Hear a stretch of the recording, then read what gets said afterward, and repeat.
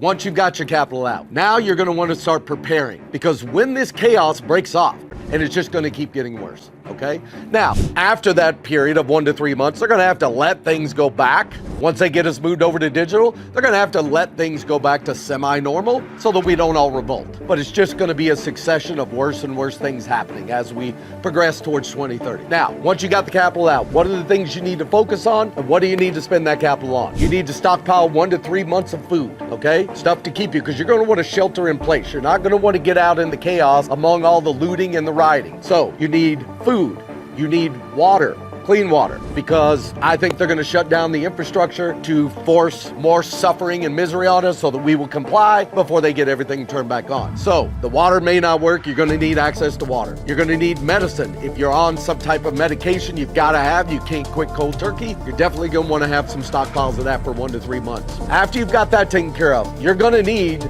self-preservation, whether that's or whatever, a baseball bat, a knife, whatever you feel would protect you. When people who don't mean you any good are knocking on your door, you're going to want to have that on hand also. And for those of you living in states where you're not allowed to have personal protection, do you really care? I would much rather ask for forgiveness after the fact than to not have that and need it and you're no longer here, because those people the bad guys are going to have those things. So you need to have them also, okay? So food, water, medicine, self-protection. The next thing you're going to need is gold and silver in small denominations. Now, the gold, I don't recommend going with the gold bullion. And whatever you buy, you want the physical stuff, physical gold, physical silver in your hands. You don't, these companies that are saying, oh, here's a certificate. We got your gold in a vault in Colorado. Really? What's going to happen when the collapse happens and you give those people a call and their phone number's disconnected? How do you even know the gold was actually there? Oh, well, they've got independent people that are watching it. Really? Just like the Standards and Poor's, just like the Moody's, the rating agencies that were also